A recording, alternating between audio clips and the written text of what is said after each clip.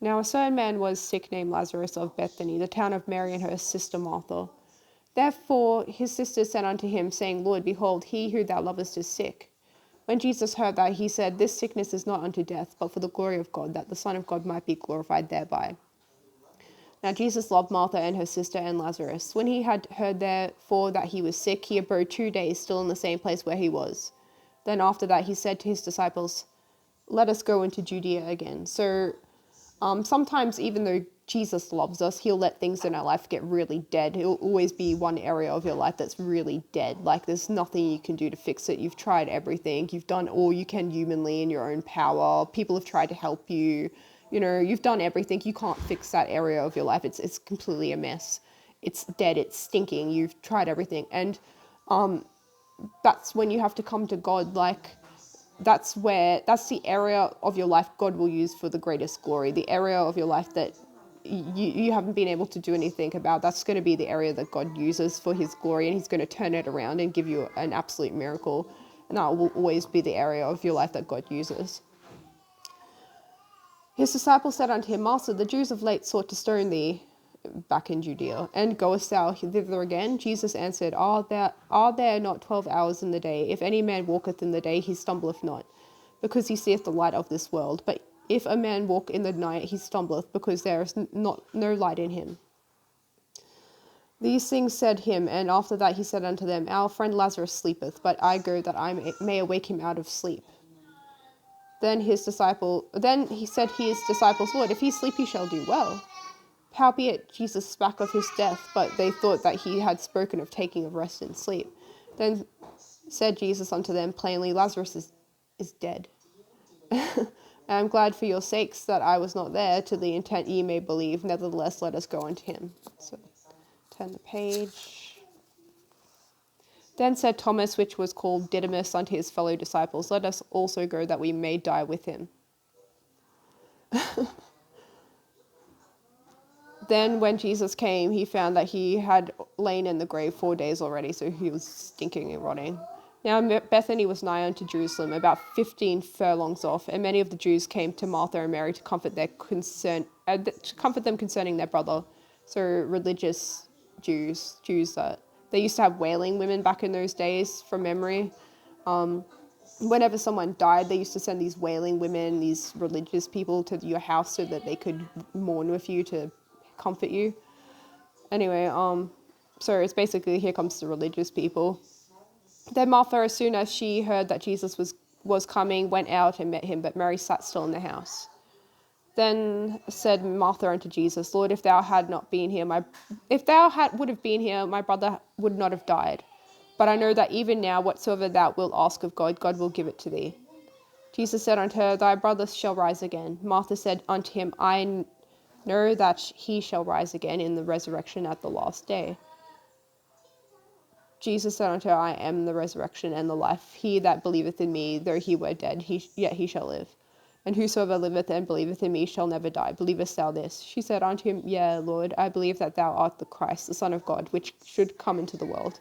And when she had so said, she went her way, and called Mary her sister secretly, saying, The Master is come and calleth for thee. As soon as she heard that, she arose quickly and came unto him. Now Jesus was not yet come into the town, but was in that place where Martha met him. The Jews then which were with her in the house and comforted her, when they saw Mary, that she rose up hastily and went out, followed her, saying, She goeth unto the grave to weep there. So religious people, whenever something bad happens, like let's say someone dies, like say someone's like 40 years old and they die. Well, like religious people say, oh, the Lord needed another angel, or it was the Lord's will, or the Lord had need of him. God doesn't have need of anybody. Like, if in heaven, he doesn't need you. Like, when you're in heaven, your work's finished. B, people aren't angels. C, it says in the Bible, like, a man's days are 70 years, 80 by strength. So if you die before 70, then it wasn't God that killed you. So, like, religious people say really stupid stuff. And all they bring is death and no hope, just like, oh, really just boring, dead, just gunk. They have absolutely no life in them. Then when Jesus was come where Jesus was. Oh, when Mary was come where Jesus was and saw him, she fell down at his feet, saying unto him, Lord, if thou hadst been here, my brother had not have died. So she was feeling discouraged from these wonderful religious friends that she had around her at the time. When Jesus therefore saw her weeping, and the Jews also weeping which came with her, he groaned in the spirit and was troubled. I wonder why. And said, Where have ye laid him? They said unto him, Lord, come and see. Jesus wept. Then said the Jews, Behold, how he loved him. He was probably weeping because he had to put up with the religious people. And some of them said, Could not this man which opened the eyes of the blind have caused that even this man should not have died? So they just started getting into him then. Jesus therefore again groaning in himself cometh to the grave. So that it just goes to show that he groaned a second time when they said that. So he was actually groaning about their presence. He wasn't groaning because he missed Lazarus. It was a cave, and a stone lay upon the grave. Jesus said, Take ye away the stone. Martha, the sister of him that was dead, saith unto him, Lord, by this time he stinketh, for he hath been dead for 4 days. Jesus saith unto her, Said I not unto thee, that if thou wouldest believe, thou shouldest see the glory of God? Then they took away the stone from the place where the dead was laid, and Jesus lifted up his eyes and said, Father, I thank thee that thou hast heard me, and I knew that thou hearest me always. But because of the people which stand by, I said it, that they may believe that thou hast sent me. And when he thus had spoken, he cried with a loud voice, Lazarus, come forth. And he that was dead came forth, bound hand and foot with grave clothes, and his face was bound about with a napkin. Jesus said unto him, Loose him and let him go. So that was basically the end of that. And then many of the Jews which came to Mary and had seen the things which Jesus did believed on him. But some of them went their way to the Pharisees and told them what the things Jesus had done. Then gathered the chief priests and Pharisees a council and said, What do we? For this man doth many miracles. If we let him thus alone, all men will believe on him, and the Romans shall come and take away both our place and nation. And it's the same thing. I see it in my own life. I have so many amazing testimonies in my life and that, crazy stuff, coming back from the dead.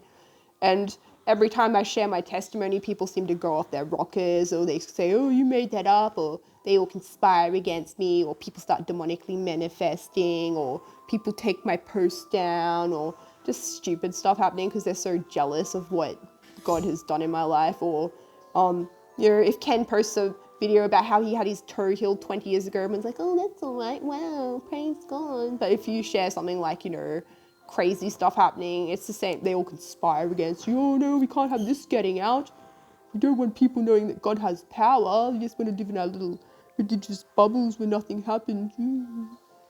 They're just snakes. That's why Jesus called Pharisees snakes. I don't have time for religious people. I want to hear your little crappy religious crap. Anyway, so Lazarus was raised from the dead, and all these religious folk that were around mourning and, oh, the Lord must have need of Lazarus, they all started manifesting when he came back from the dead, and then they all conspired against Jesus. This is exactly the same town where they tried to stone Jesus not long before, Judea. So it just goes to show, so it doesn't matter how dead a situation in your life is. If you have a relationship with God and you take it to him, that will be the area of his life that'll be the area of your life that he turns around completely for his glory. And it just goes to show nothing's too dead for God. God actually delights when you bring those kind of problems to him, the stinking, the dead problems in your life, because it's the area of his life where he's going to get the most glory. So you might look at it with eyes of mourning, but he looks at it with eyes of joy, because he knows that it's going to be an area that he can get glory out of. And I encourage you, if you're going through a problem in your life, that it could be, you can't find the right person to marry. It could be you can't have kids. It can be, you've been in poverty your whole life. Or it could be any kind of problem, an area that seems impossible to you. If you take it to God, then he will do wonders in your life. And people that don't like you and people that do like you will see it. And it doesn't matter. At the end of the day, people can hate, people can, conspire, people can be happy for you even. It doesn't matter, because at the end of the day, God gets the glory and God's power gets shown through your life, and that's what it's all about.